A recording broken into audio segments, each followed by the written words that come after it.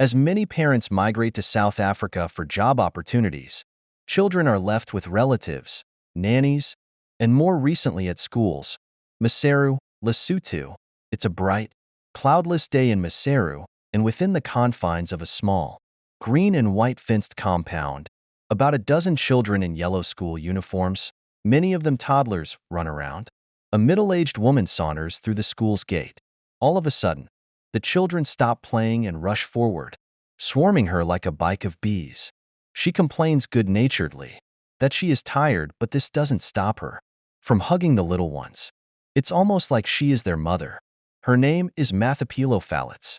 Officially, she is a teacher at the Child Guidance Center, CGC, a small school in Koling, a community in the capital of Lesotho. But in reality, Phalatse is more than that. In addition to teaching the children, she cares for them physically and emotionally and makes sure they have what they need. CGC is one of several boarding schools, some formal, others informal, that have sprung up across the landlocked kingdom encircled by South Africa in recent years. But unlike traditional boarding schools for older children, these admit toddlers and preschoolers and provide a more affordable choice for working class parents who feel like they have few options. Although it is difficult to track the number of boarding schools for toddlers that exist, these schools are particularly helping parents eager to seek employment in foreign lands, but cannot take their children along. We take in children from an age range of 2 years to 12 years, Phalatse told Al Jazeera.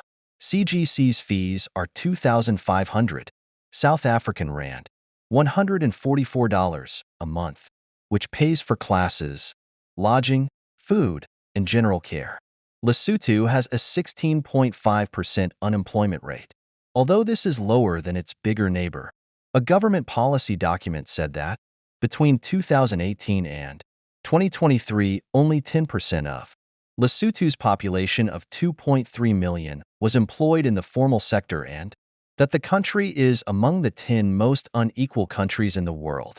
Being entirely surrounded by South Africa, Lesotho's economy is also largely dependent on its neighbor, through which it receives all imports.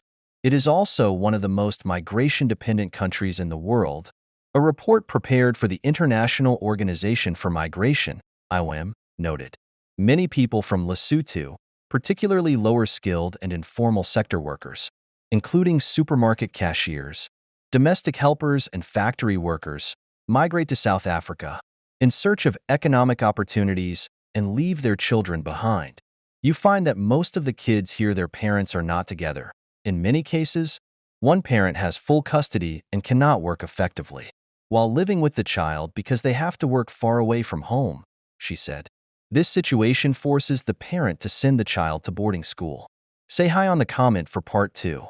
Follow for more.